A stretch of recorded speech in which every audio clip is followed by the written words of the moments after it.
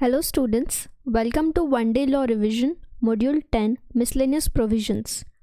Let's quickly go through the synopsis first. In this, we are going to cover maintenance of wives, children and parents, section 125, transfer of criminal cases 406 to 412, irregular proceedings 461 to 466, limitation of taking cognizance 467 to 473, compounding of offences, security for peace and good behavior 106 to 110, maintenance of public order and tranquility 145 to 148. So let's get started. Number 1, maintenance of wife, children and parents. Section 125 से 128 तक sections deal करते हैं provisions जो बताती है कि किस तरीके से maintenance of wife, children and parents करना है. It is natural and fundamental duty, किसी भी इंसान की ड्यूटी है कि वो उसके पेरेंट्स का मेंटेनेंस उठाए, उसकी वाइफ का और चिल्ड्रन का, जब तक वो खुद से खुद को मेंटेन नहीं कर सकते. So according to section 125, a person having sufficient means, एक पर्सन जिसके पास सफिशिएंट मीन्स है, उसकी ड्यूटी है कि वो उसकी वाइफ को जो खुद से खुद को मेंटेन नहीं कर सकती है उसका मेंटेनेंस उठाए. इज लेजिटिमेट और illegitimate minor child whether married और नॉट, अगर माइनर चाइल्ड है तो अनेबल टू मेंटेन हिमसेल्फ और herself. His legitimate or illegitimate child, not a married daughter who has attained majority. Minor तो हमने इंक्लूड किया, माइनर इंक्लूड्स बिलो 18, तो below 18 वाले तो इंक्लूड किए, बट मेजॉरिटी भी इंक्लूड किए जहाँ चाइल्ड खुद से खुद को मेंटेन नहीं कर सकता, बट डॉटर में only daughter who is unmarried. His father और mother unable to maintain himself और हरसेल्फ, और खुद के माता पिता जो खुद से खुद को मेंटेन नहीं कर सकते. Magistrate of first class is empowered to make any order of maintenance for those person who are mentioned above.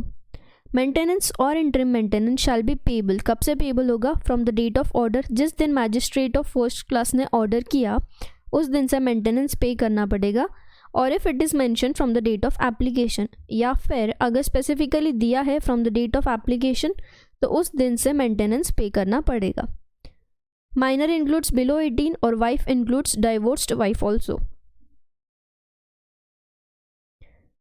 If any person who is ordered to maintain fail without sufficient reason, मतलब without sufficient reason वो person ने order को follow नहीं किया, fails to maintain या maintenance देना नहीं दे पा रहा है, तो magistrate क्या करेगा, उसके against एक warrant issue करेगा for levying the amount due. जो भी amount unpaid है after the execution of warrant वो उसको पे करना पड़ेगा. And there is a provision of imprisonment for a term extend to 1 month और अंटिल पेमेंट. जब तक वो पे नहीं करेगा तब तक इम्प्रिजनमेंट, या तो 1 month इफ़ सूनर मेड, तो या तो 1 महीने का इम्प्रिजनमेंट है, या अगर तुमने 1 महीने के अंदर पेमेंट कर दिया तो until payment if sooner made, तो फिर उतने लिमिट का तुमको इम्प्रिजनमेंट हो जाएगा. किसको? जिसकी ड्यूटी है मेंटेनेंस पे करना. Wife is not entitled for maintenance और इंटरिम मेंटेनेंस इफ़, वाइफ को मेंटेनेंस नहीं मिलेगा कब? If she is living in adultery without sufficient reason she refuses to live with her husband, बिना सफिशिएंट रीज़न दिए वो अपने हस्बैंड से अलग रहती है. Husband and wife are living separately by mutual consent, तो इन केसेस में वाइफ के मेंटेनेंस हस्बैंड नहीं उठाएगा. Under this section the Clement person are entitled for interim maintenance and expenses of proceedings. Claimant, अब यहाँ क्लेमेंट कौन हो सकता है? वाइफ हो सकती है, पेरेंट्स हो सकते हैं कि उसने खर्चा नहीं उठाया, ये चाइल्ड. तो जो क्लेमेंट रहेगा उसको इंटरिम मेंटेनेंस मिलेगा, और प्रोसीडिंग का जो एक्सपेंसेस है वो भी जिसके अगेंस्ट कंप्लेन हुई है वो देगा. अब कुछ केसेस हैं यहाँ पे. नानक चंद वर्सेस चंद्र किशोर. इस केस में ऑनरेबल सुप्रीम कोर्ट ने बोला था कि इस चैप्टर के जो प्रोविजंस है वो अप्लाई होंगे. Of this chapter apply whatever may be the personal law by which the parties are governed, मतलब दूसरे लॉ छोड़ के इस लॉ के प्रोविजंस एप्लीकेबल हो जाएंगे. मोहम्मद अहमद खान वर्सेस शाह बनो बेगम. इस केस में ऑनरेबल सुप्रीम कोर्ट ने बोला था कि section 125 is secular in nature which means it is applicable to all irrespective of the religion, मतलब मेंटेनेंस पे करना है ये सारे रिलीजन के लिए है. सारे रिलीजन में ड्यूटी है किसी भी पर्सन की कि वो उसकी वाइफ, उसके पेरेंट्स और बच्चों का मेंटेनेंस पे करे, that is irrespective of their religion. Daniel Latif versus Union of India. In this case, court held that wife can claim maintenance under 125 even without consent of the husband. Kongalbala versus Vishalisha Sadasivan. In this case, Kerala High Court also cleared that divorced wife includes divorced by mutual consent, which means a wife who is divorced, जो wife का divorce हुआ है by mutual content, उसको भी maintenance दिया जाएगा. हमने ये पिछली स्लाइड में भी देखा था. Wife includes divorced wife. Transfer of criminal cases, यहाँ हम देखेंगे सेक्शन 406 से 412. सो 406 कि सुप्रीम कोर्ट कब केस को ट्रांसफ़र कर सकता है.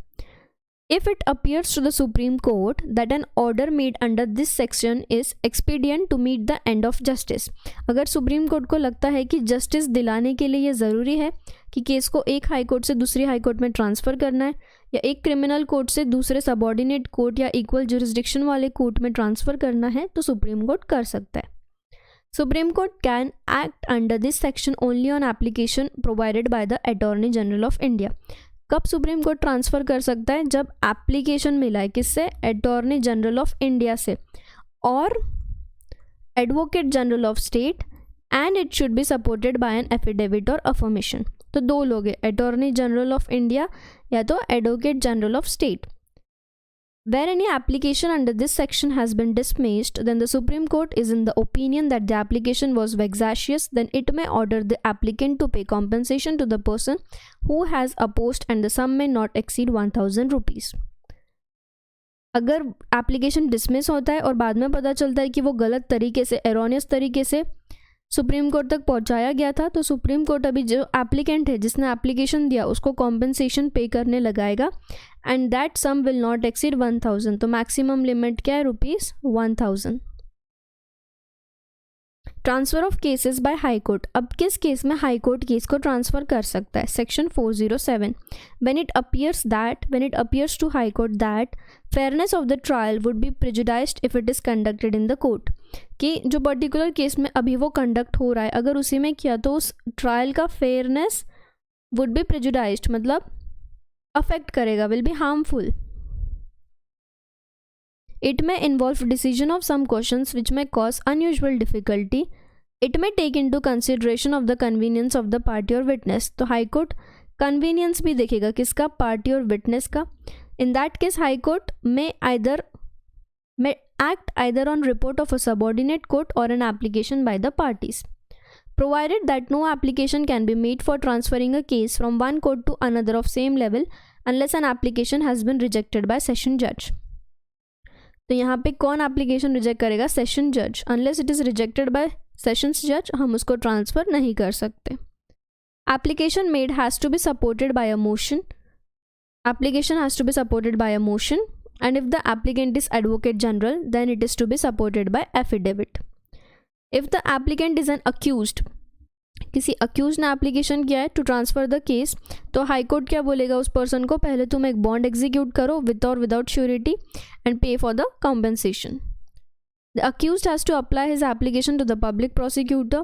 अक्यूज्ड अपना एप्लीकेशन पब्लिक प्रोसिक्यूटर को देगा with the ground on which it is made, and no order shall be made unless 24 hours has been elapsed between the giving and hearing of the application. High Court also has power to transfer a case from one subordinate court to another. High court के पास power है कि वो case को transfer कर सकते एक court से दूसरे तक, and the proceeding in the subordinate court shall be stayed at the high court में think, provided that such stay shall not affect the power of subordinate court.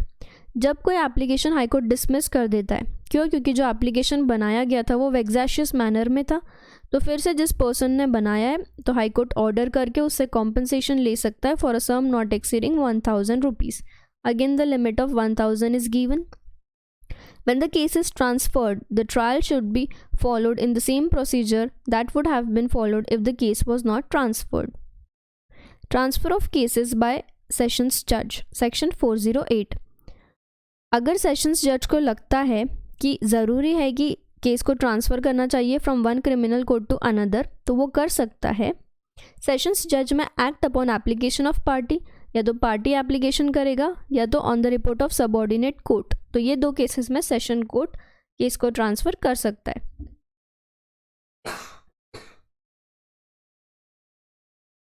Cases withdrawn by sessions जज. Section 409. Sessions judge has power to withdraw or recall any case or appeal that has been made. Session जज के पास power है कि वो किसी भी case को withdraw कर सकता है, रिकॉल कर सकता है या अपील कर सकता है. सेशन जज में recall any case that has been commenced before additional session जज. सेशंस जज में either try the case in his own court, खुद के कोर्ट में ट्राई करेगा, या ट्रांसफ़र कर देगा, विड्रॉ करेगा या रिकॉल करेगा. Cases withdrawn bye judicial magistrates 410. Any chief judicial magistrate shall withdraw or recall a case which is made to its subordinate. कौन सा केस रिकॉल या विड्रॉ कर सकता है? जो उसके सबॉर्डिनेट कोर्ट को दिया गया है. And he shall inquire into और refer an inquiry to a magistrate competent to it. A case can be recalled by judicial magistrate under subsection 2 of section 192 to any other magistrate or inquire into himself. Cases withdrawn by executive magistrate, section 411. Any subdivisional magistrate or district magistrate who are executive magistrate can make over for disposal of any case commenced before him or any magistrate subordinate to him, withdraw or recall any case made before his subordinate and dispose such proceeding or refer it to disposal. Section 412. Reasons which are to be recorded. जो भी order है 408, 9, 10, 11 bye session जज और magistrate shall be recorded with the reasons for making it. So this was the part 2 of the module. Now part 3, irregular proceedings. Irregularities which do not vitiate proceedings. It provides that if any magistrate who is not empowered to do any of the following 9 things, कि अगर कोई magistrate है जिसके पास power नहीं है कि वो कुछ चीज़ें कर सके, फॉलोइंग 9 थिंग्स उसके पास पावर नहीं थी, बट एरोनियसली गलती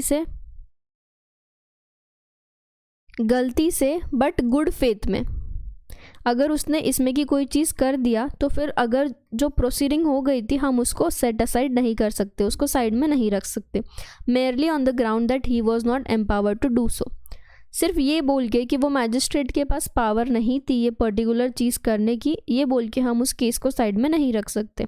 अगर मैजिस्ट्रेट ने गलती से बट गुड फेथ में कोई केस किया है तो हम उसको मानेंगे कि एज उसने प्रोसीड कर लिया है.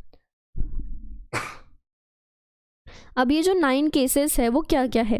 Issuing a search warrant under section 94, ordering the police to investigate an offence under section 155, holding an inquest under section 176, issuing process under section 187 for the apprehension of a person within his jurisdiction for his having committed an offence outside the limit of such jurisdiction, taking cognizance of offence under 190 subsection 1 clause A or clause B, making over a case under section 192 subsection 2, tendering a pardon under section 306, recalling a case and trying it himself under section 410, selling property under section 458 or section 459. So these were the 9 cases. Irregularities which vitiate proceedings. If it lays down, if any magistrate who is not empowered to do so, मतलब उसके पास power नहीं थी but उन्होंने इसमें से कोई चीज़ कर ली, तो फिर हम उस प्रोसीडिंग को वॉइड मानेंगे. वॉइड मतलब कभी वो हुई नहीं थी, कैंसल मान लेंगे. तो पहले 9 केसेस क्या थे कि अगर गलती से गुड फेथ में है तो हम उनको ऐसे मानेंगे कि प्रोसीडिंग हुई थी, बट अभी के 17 केसेस ऐसे है कि बिना पावर के तुमने किया तो हम उनको कैंसल मानेंगे, वॉइड मानेंगे. तो अब ये 17 केसेस क्या है? Attaches and sells property under section 83, issues a search warrant for a document, parcel or other things in the custody of a postal or telegraph authority, demands security to keep the peace, demands security for good behavior, discharges a person lawfully bound to be of good behavior, cancels a bond to keep the peace, makes an order for maintenance, makes an order as to local nuisance under section 133, prohibits the repetition or continuance of a public nuisance under section 143, makes an order under part C or part D of chapter 10 regarding urgent cases of nuisance or apprehended danger or as regarded disputes as to immovable property, takes cognizance of offence under section 190 subsection 1 part clause C. A और B अगर रहता तो section 460 में जाता.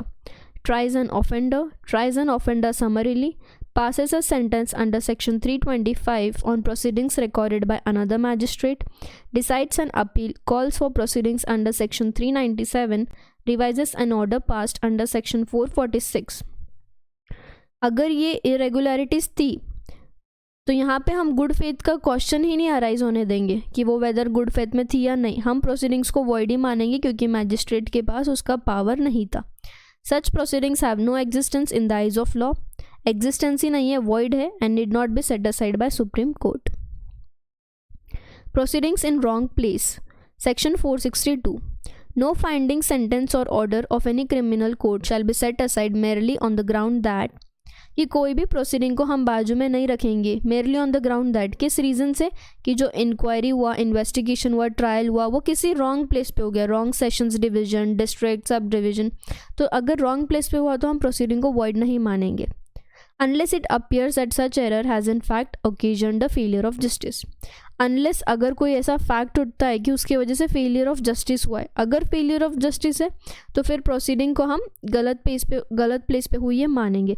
Otherwise सिर्फ proceeding गलत place पे हुई इसलिए केस को कंप्लीटली एंड कर देना, वॉइड मानना, ये गलत होगा. केस को हम वैलिड मानेंगे and it can not be set aside. But अगर फेलियर ऑफ जस्टिस है तो केस को सेट असाइड किया जा सकता है. Non-compliance with provision of section 164 or section 281, section 463. As statements and confessions acquire a very delicate yet important position in criminal law, there have been various safeguards provided for their recording and use in criminal trials under section 164 and 281 of the code. Non-compliance with such requirements may result in having a statement or confession ruled out of evidence. Section 463 lays down that if any court before which a confession or other statement of an accused person is recorded, किसी भी court में जहाँ accused का confession या कोई statement हम record कर रहे हैं अंडर सेक्शन 164 या 281 is tendered or has been received, in evidence finds that कि जो प्रोविजंस है सेक्शन 164 या 281 की वो कंप्लाई नहीं की गई. Notwithstanding anything contained in section 91 of Indian Evidence Act, अगर हमने ये दो सेक्शन को नॉन कंप्लाई किया and if it is satisfied that non-compliance has not injured the accused in his defense of the merits and he duly made the statement recorded admit such statement,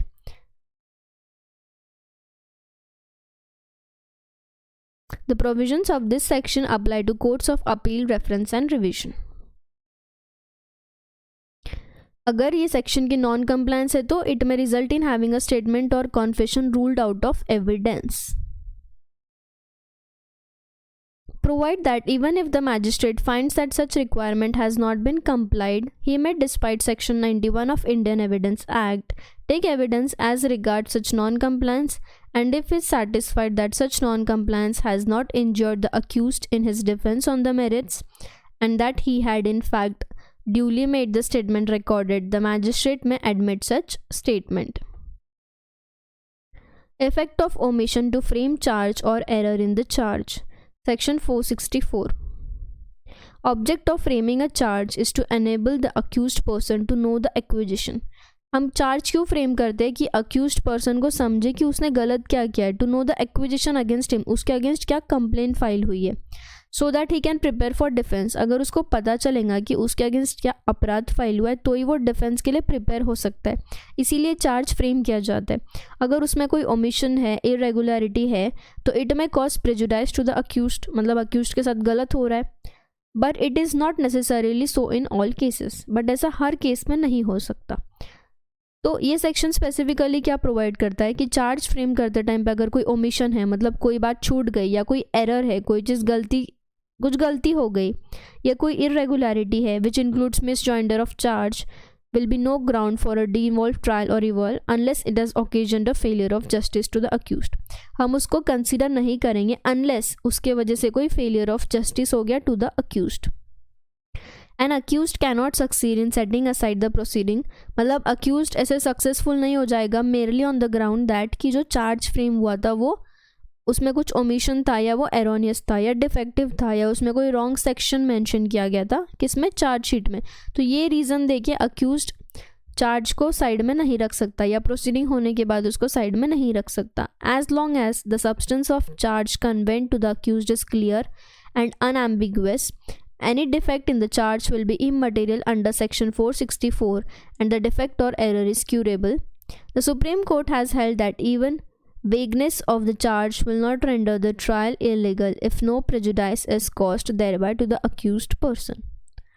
Subsection 2 provides that where the Court of Appeal, confirmation or revision forms an opinion that the omission, irregularity or defect in framing charge under 164 has resulted into failure of justice and the accused has been prejudiced thereby, जब तक ये prove नहीं होता कि उसमें failure of justice है, accused उसको set aside नहीं कर सकता.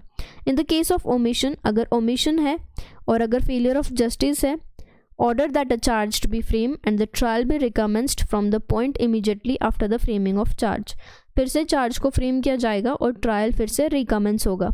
अगर एरर है, ओमिशन या इरेगुलरिटी है किसी चार्ज में, तो एक न्यू ट्रायल स्टार्ट होगा upon a charge frame in the manner it thinks fit. मतलब चार्ज फिर से फ्रेम होने के बाद न्यू ट्रायल स्टार्ट होता है. कब? अगर फेलियर ऑफ जस्टिस हुआ तो भी. If, however, in such a case, a conviction can be quashed if the court is of the opinion that the facts of the case are such that no valid charge should be preferred against the accused in respect of the facts proved. Finding or sentence when reversible by reason of error, omission or irregularities, section 465. An order of sentence passed or recorded by court. मतलब यहाँ क्या हो रहा है, पहले हमने क्या देखा कि चार्ज में कुछ एरर ओमिशन था, यहाँ पे फाइंडिंग या सेंटेंस पे. अगर सेंटेंस का ऑर्डर पास हो चुका है बाय अ कॉम्पिटेंट कोर्ट और उसमें कुछ ओमिशन है, इरेगुलरिटी और एरर है, तो वो सेक्शन 465 में डील होता है. जब भी कोई ऑर्डर पास हुआ है and there has been no failure of justice और उसमें कोई फेलियर ऑफ जस्टिस नहीं है, तो सिर्फ ये ग्राउंड पे कि उसमें कुछ एरर है या ओमिशन है, ये ग्राउंड पे उसको सेट असाइड नहीं किया जाएगा. It must be stated that the provision of this section are applicable only when, कब ये section applicable था? Only when, जब finding, sentence या order again under appeal or review is passed, जहाँ order, finding या sentence पास हो चुका है by a competent jurisdiction. Court ने finding, sentence पास कर लिया था और कुछ ओमिशन है बट कोई फेलियर ऑफ जस्टिस नहीं है, तो हम उसको वैलिड मानेंगे. बट किसी कोर्ट ने विदाउट ज्यूरिसडिक्शन ऑर्डर पास किया था, तो फिर हम उसको सेट असाइड कर सकते हैं by the court of appeal, confirmation और revision. In determining whether any such error, omission or irregularity has occasioned a failure of justice, जब हम डिटरमाइन करेंगे कि फेलियर ऑफ जस्टिस हुआ है या नहीं, तो कोर्ट सारे फैक्ट्स को ऑब्जर्व करेगा. Facts whether the objection could and should have been raised at an earlier stage in the proceeding, कि ऑब्जेक्शन पहले उठाया जा सकता था क्या, ये फैक्ट्स को वो कंसिडर करेगा. अब जो फेलियर ऑफ जस्टिस है does not merely mean an erroneous decision. When the prescribed procedure which would have been given the affected person a better opportunity to clear the position has not been followed, it would be a case of failure of justice. Given below are some cases where the irregularity was held to be a serious illegality which vitiate the trial. Failure on part of the court to record substance of the evidence in a summary trial when the accused does not plead guilty. तो इस case में void माना जाएगा. Lack of sanction of prosecute under section 197 of the code, तो इसको हम vitiate कर देंगे. Summary trial for an offense which is cannot be tried summarily, examination of witness in the absence of the accused, not writing or pronouncing the judgment in open court, dismissal of complaint by magistrate without giving reasons, non-compliance of the provision of section 235 subsection 2 regarding hearing the accused on the question of sentence.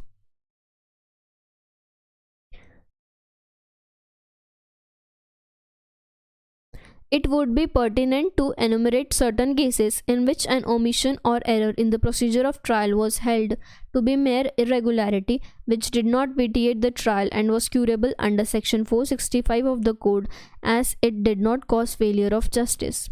They include failure to examine the complainant on oath, omission to pronounce the judgment before convicting or sentencing the accused, omission to sign or put date in the judgment at the time of pronouncing it. तो ये जो cases है जो अभी हम पढ़ रहे हैं ए से जी तक, ये सारे छोटे केसेस है और इसके वजह से फेलियर ऑफ जस्टिस हम नहीं मानेंगे. Adopting the procedure of warrant case in case triable as a summons case, omission by session judge to read over and explain to the accused the charge framed by the magistrate, taking cognizance of a case under a wrong section but conviction being ordered by the competent court under correct section, failure to record any relevant fact observed by a magistrate at a local inspection under section 310. इस case में हम उसको failure of justice नहीं मानेंगे. Legality of attachment, section 466. It provides that no attachment made under criminal procedure code is to be deemed to be unlawful on account of any defect or want of forum in the summon, conviction, writ of attachment or other proceedings relating thereto. In such cases, any person making the attachment cannot likewise be deemed to be a trespasser. Limitation of taking cognizance. Section 467 defines the term period of limitation. Limitation of taking cognizance में period क्या है? Period of limitation means period specified in section 468 for taking cognizance of offence.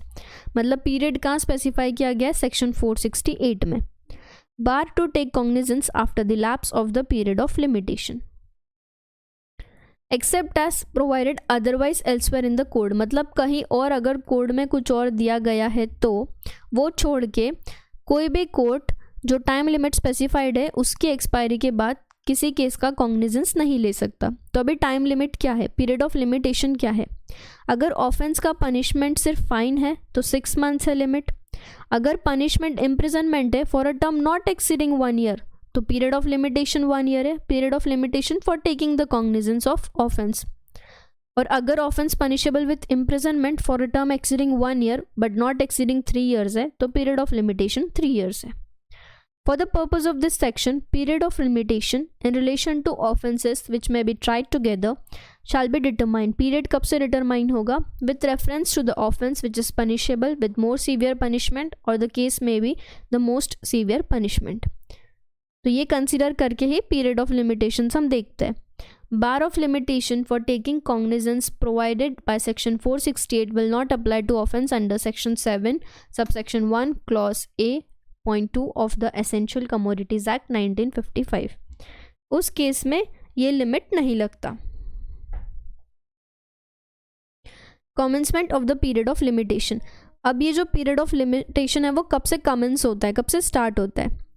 तो ये section provision ले down करता है regarding the commencement of the period of limitation in taking cognizance to an offence. It lays down that such period should ensure on the date of the commission of offence or in case if the person aggrieved by the offence or police officer about the exact date of offence, exact date पता करो, then the period of limitation commencement ensures from the first date. कब से start होता है? First date when the victim or any such person or the police officer, मतलब victim या any person या खुद police officer himself, which ever earlier, ये तीनों में से which ever is earlier, gains the knowledge of offence.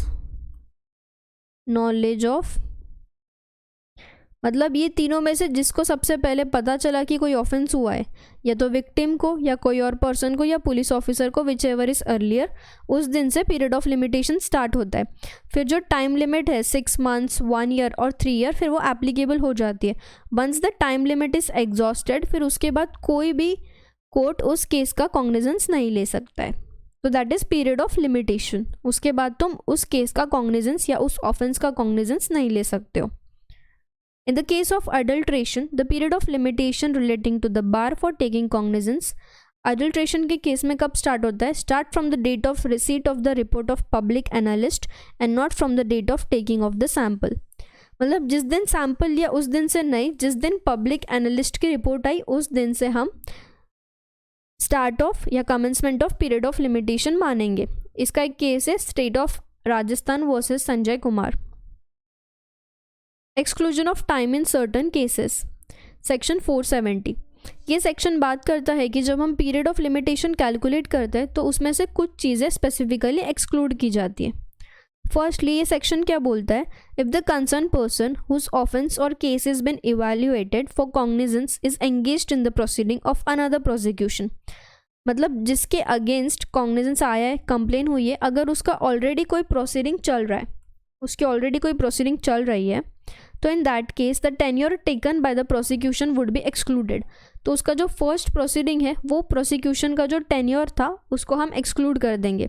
Prosecution might pertain to a case filed in the first instance और one in a court of appeal. Second clause क्या बोलता है, if the case in prosecution has received a stay order और injunction from the court, कि किसी case में prosecution मिला है, क्या स्टे ऑर्डर मिला है या तो इंजंक्शन, तो जो फुल पीरियड है उस इंजंक्शन का, ये स्टे ऑर्डर का, वो कंटिन्यू रहेगा to operate and will remain outside the purview of the period of limitation of the cognizance, फिर वो पीरियड ऑफ लिमिटेशन में काउंट नहीं होगा। This period starts from its date of issuance. अब ये जो स्टेट ऑर्डर या इंजंक्शन का पीरियड है वो कब से स्टार्ट होएगा, from the day of issuance of the stay order और injunction and ends on the very day of its official withdrawal. जिस दिन ऑर्डर आया वहाँ से स्टार्ट होगा और जिस दिन वो ऑर्डर विड्रॉ हुआ वहाँ वो एंड हो जाएगा। तो ये जो स्टार्ट और एंड का जो पीरियड है वो पीरियड ऑफ लिमिटेशन में इंक्लूड नहीं होगा। It is stated that in case any law necessitates the obtaining of an order of sanction or permission of an offence, then the date on which application for a sanction is filed till the date on which the sanction or permission is received get excluded from being computed within the period of limitation.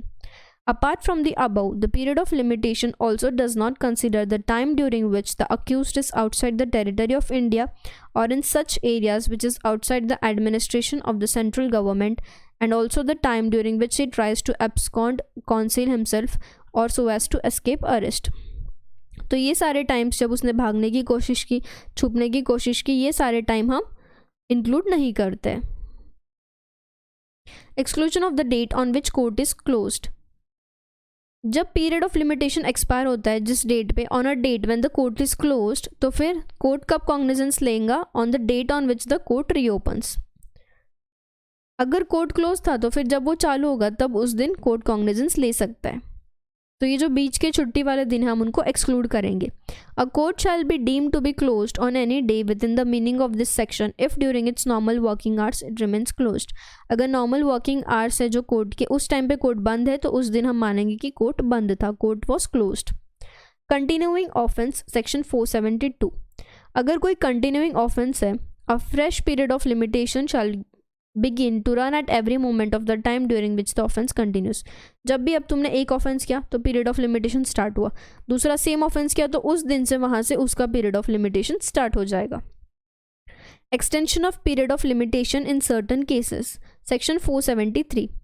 Notwithstanding anything contained in the foregoing provision of this chapter, any court may take cognizance of an offence after the expiry of period। मतलब period of limitation खत्म होने के बाद भी court cognizance ले सकता है if it is satisfied on the fact and in the circumstances of the case.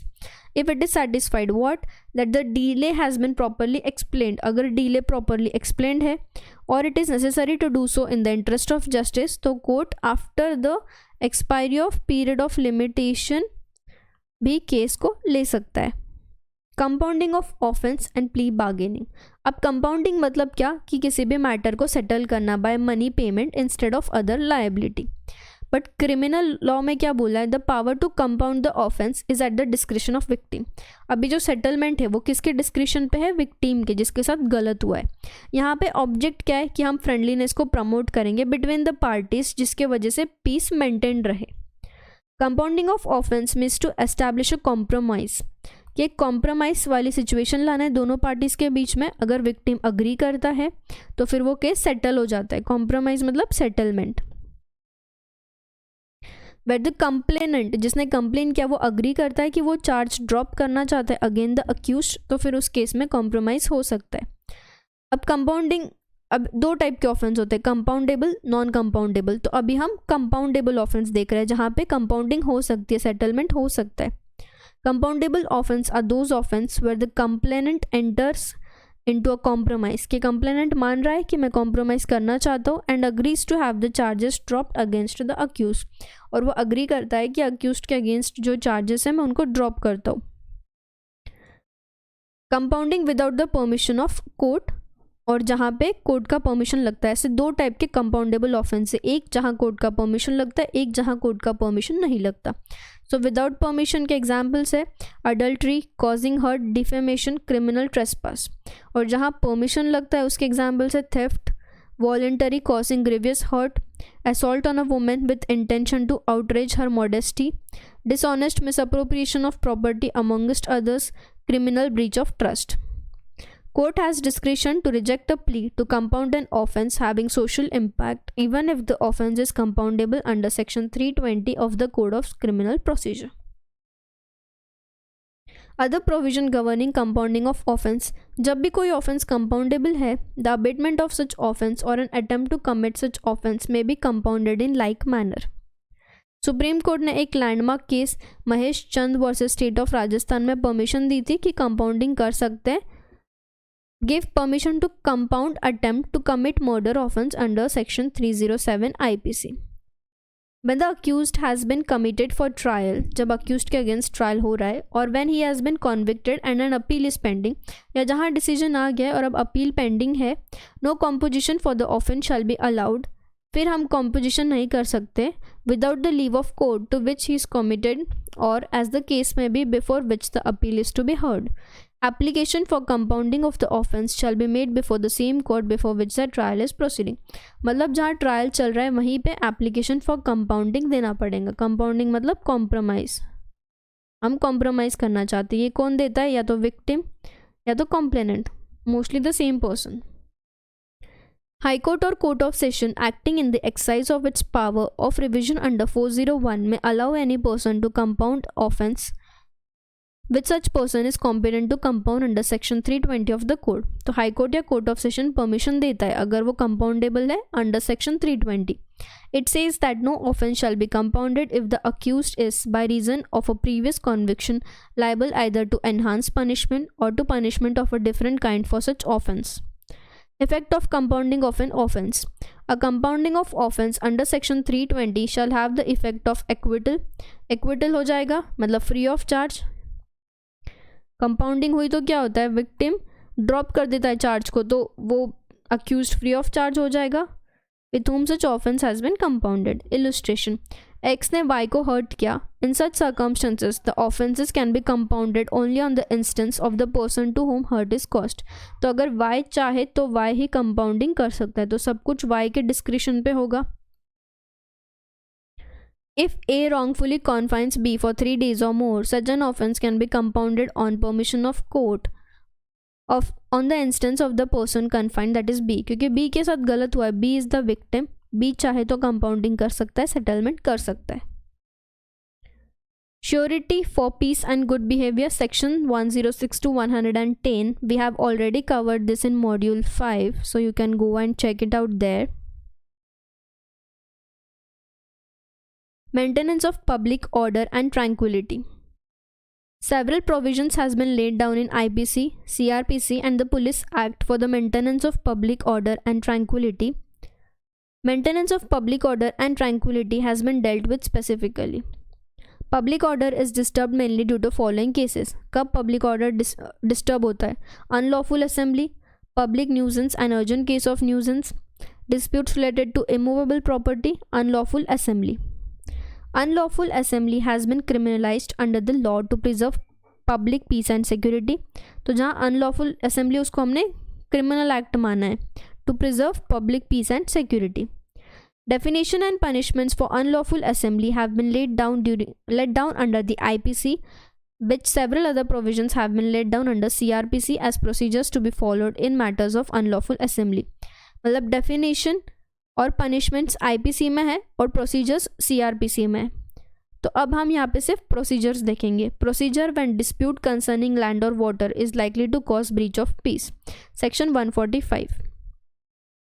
कि डिस्प्यूट है किसी लैंड को या पानी को लेके, बट जिसके वजह से ब्रीच ऑफ पीस होने वाला है, तो फिर उसके प्रोसीजर्स क्या है। जहाँ किसी एग्जीक्यूटिव मैजिस्ट्रेट को लगता है कि from the report of police officer या कोई इन्फॉर्मेशन से कि कोई डिस्प्यूट होने वाला है जिसके वजह से पीस बिगड़ने वाला है, और डिस्प्यूट किस चीज़ को लेके, लैंड को या वाटर को लेके, with in his local jurisdiction, तो वो ऑर्डर करेगा in writing stating the grounds of him being so satisfied and requiring the parties concerned in such dispute to attend his court. कि जो भी parties concerned है जिनके वजह से breach of peace होगा उनको वो बोलेगा मेरे सामने कोर्ट में आओ, कोर्ट अटेंड करो on a specified date and time, and ये रिटर्न स्टेटमेंट में पार्टीज तक पहुंचाया जाएगा. अब यहाँ लैंड और water includes building, markets, fisheries, crops और other procedure of land and the rents और profits of any such property. A copy of the order shall be served in the manner provided by the code for the service of a summon upon such person or persons as the magistrate may direct, and at least one copy shall be published by being affixed to some conspicuous place at or near the subject of dispute. The magistrate shall then, without reference to the merits or the claims of any of the party, मतलब बिना merits या party के claim को ध्यान में रखते हुए उनके पास right है कि to a right to possess the subject of dispute, pursue the statement to put in, hear the parties, receive all such evidence as may be produced by them, take such further evidence if any as he thinks necessary, and if possible decide करना है क्या whether and which of the parties was at the date of the order made by him under subsection 1 in possession of the subject of dispute. अब जो भी चीज़ें section में दी गई है, nothing in this section shall preclude any party so required to attend और any other person interested from showing that no such dispute as aforesaid exist or existed, and in such case the magistrate shall cancel his said order and all further proceedings thereon shall be stayed, but subject to such cancellation the order of such magistrate under subsection 1 shall be final. Subsection 6, अगर magistrate ने decide किया कि कोई भी एक party was or should under the provision of subsection 4 be treated as being in such possession of the said subject, he shall issue an order. वो एक order issue करेंगे declaring such party to be entitled to possession thereof until evicted therefrom in due course of law, and forbidding all disturbance of such possession until such eviction. And when he proceeds under the proviso to subsection 4, he may restore to possession the party forcibly and wrongfully dispossessed. The order made under this subsection shall be served and published in the manner laid down in subsection 3. What was laid down in subsection 3? That it will be affixed to some conspicuous place at or near the subject of dispute. जब भी कोई party proceeding से related कोई भी party कि death हो जाती है तो मैजिस्ट्रेट उसके लीगल रिप्रेजेंटेटिव को बोलेगा कि इसको कंटिन्यू करने, and thereupon continue the inquiry, and if any question arises as to who the legal representative is. अगर क्वेश्चन ये है कि उस पार्टी का लीगल रिप्रेजेंटेटिव कौन है, तो for the purpose of such proceeding all the person claiming to be representative shall be parties thereto. जो भी पर्सन बोल रहे हैं हम उसके रिप्रेजेंटेटिव है वो उस केस में पार्टी बन जाएंगे. If the magistrate is of the opinion that any crop or other produce of the property the subject of dispute in a proceeding under this section is pending before him, तो फिर वो क्या करेगा, subject to speedy and natural decay he may make an order for the proper custody, एक order देगा for the proper custody or sale of such property, and upon the completion of the inquiry shall make such order for the disposal of such property or the sale proceeds thereof as he thinks fit. अगर magistrate को सही लगता है तो वो किसी भी proceeding के स्टेज पे किसी भी पार्टी के एप्लीकेशन में समन इशू कर सकता है to the witness directing him to attend और टू प्रोड्यूस एनी डॉक्यूमेंट और thing. Nothing in this section shall be deemed to be in derogation of the powers of magistrates to proceed under section 107. Power to attach subject of dispute and to appoint receiver. अगर magistrate को लगता है कभी भी order देते time पे under section 145 subsection 1, if the magistrate considers the case to be one of emergency, अगर magistrate को लगता है कि केस एमरजेंसी का है, और if it decides that none of the party was then in the such position as referred to in section 145, और if is unable to satisfied as to which, या फिर he is unable to satisfied what as to which of them was then in the position of the subject of dispute, कि अगर कोई property dispute में है तो जिसके position में है, या अगर डिसाइड ही नहीं कर पा रहे कि वो किसके पोजीशन में है, तो मैजिस्ट्रेट क्या करेगा, वो प्रॉपर्टी को अटैच कर देगा। ही में attach the subject of dispute until a competent court determines this right of the parties thereby with regard to the person entitled to possession। जब तक कोई competent court पता नहीं करता है कि किसका right है उस प्रॉपर्टी में, तब तक मैजिस्ट्रेट वो प्रॉपर्टी को अटैच कर देगा। प्रोवाइडेड दैट मैजिस्ट्रेट उस अटैचमेंट को विड्रॉ कर सकता है कब, अगर वो सेटिस्फाइड है that there is no longer any likelihood of breach of the peace. अगर उसको लगता है कि कोई पीस में हानि नहीं पहुंचने वाली है तो वो उस प्रॉपर्टी को विड्रॉ कर देगा।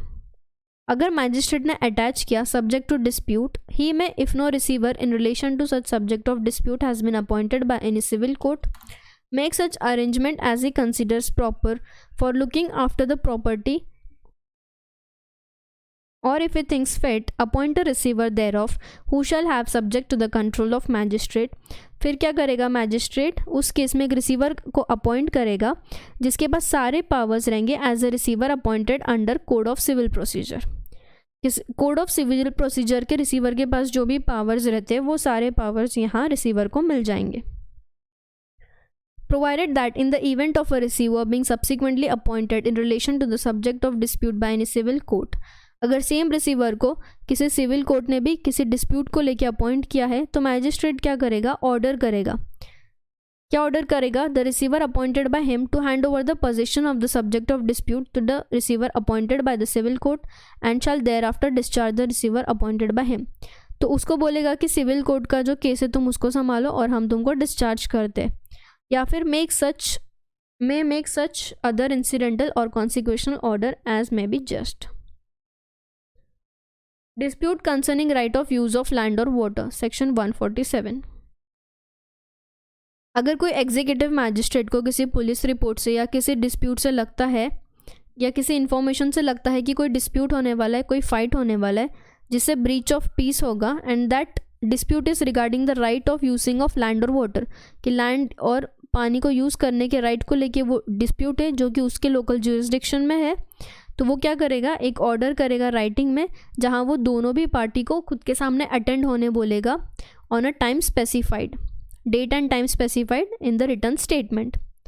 फिर मैजिस्ट्रेट क्या करेगा, उस स्टेटमेंट को परस्यू करेगा, दोनों भी पार्टीज़ को सुनेगा, एविडेंस रखने के लिए बोलेगा एंड अकॉर्डिंगली एविडेंस को चेक करके जो भी मैजिस्ट्रेट को सही लगता है, जिसके राइट्स है 145 के प्रोविजंस को देखते हुए वो उस केस में इंक्वायरी करेगा।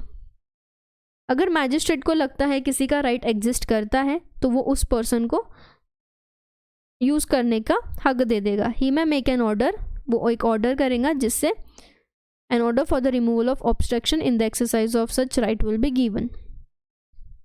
Provided that no such order shall be made, कोई ऑर्डर नहीं बनेगा कब, when the right is exercisable at all times of the year, जब right पूरे times में है, unless such right has been exercised within 3 months next before the receipt under subsection 1 of the report of police officer or other information relating to the inquiry। मतलब यहाँ time limit क्या है, 3 months। Clause 4 of section 147 says that जब भी कोई proceeding चल रही है अंडर सेक्शन 145 सबसेक्शन 1 और मैजिस्ट्रेट को लगता है कि जो डिस्प्यूट है उसके वजह से राइट्स में फ़र्क पड़ने वाला है, rights of using the land और वाटर, तो वो क्या करेगा, रीजंस रिकॉर्ड करेगा एंड अकॉर्डिंगली खुद का डिसीजन देगा। If the magistrate finds that the dispute should be dealt with under 145 तो फिर वो डिस्प्यूट 125 में डील किया जाएगा, और अगर 147 में डील करना है तो 147 में किया जाएगा।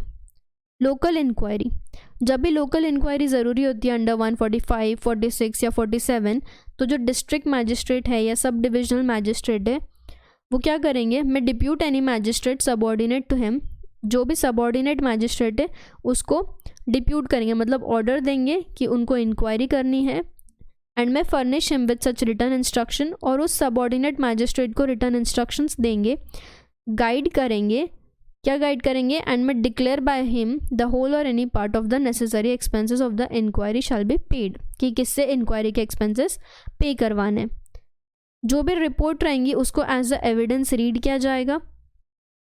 जब भी कोई कॉस्ट इनकर हुआ है by any party to a proceeding under 145, 146 और 147, तो मैजिस्ट्रेट एक ऑर्डर पास करेगा विच विल डायरेक्ट कि ये कॉस्ट कौन पे करेगा, यानी कि कौन बियर करेगा, वेदर बाय द पार्टी और by any other party to the proceeding and whether in whole और इन पार्ट, मतलब कोई एक पार्टी करेगी, कोई दूसरी, कोई एक पूरा करेगी या दोनों किसी प्रपोर्शन में उठाएंगे. एंड सच कॉस्ट में include any expenses incurred in respect of witness end of pleasures fees which the court may consider reasonable. So this was module 10 miscellaneous provisions. काफ़ी बड़ा मॉड्यूल था ये. एक बार फिर से सिनॉप्सिस देखते हैं. पहले देखा था duty of a person to maintain his wife, children and parents, section 125. Transfer of criminal cases, supreme court, high court and other courts, subordinate courts. irregular proceedings 461 to 466. limitations of taking cognizance, इसमें period of limitation देखा था, उसके inclusions exclusions देखे थे, और कब period of limitation ख़त्म होने के बाद भी केस लिया जा सकता है. Compounding of offence, compoundable offence देखा था, कौन कर सकता है, विक्टिम या कॉम्प्लेनेंट. Security for piece and good behaviour, section 106, 110. Court जब चाहे तो ऑर्डर करके किसी पर्सन से सिक्योरिटी ले सकता है to maintain peace and good behaviour. इसमें 5 सेक्शंस है जो हमने मॉड्यूल 5 में ऑलरेडी कवर कर लिए हैं. Maintenance of public order and tranquillity, ये IBC ये CRPC में भी होता है, IPC में भी होता है. डेफिनेशन पनिशमेंट IPC में है, प्रोसीजर CRPC में है जो हमने अभी कवर किए, including local inquiry under section 148. So I hope you understood this topic. Thank you.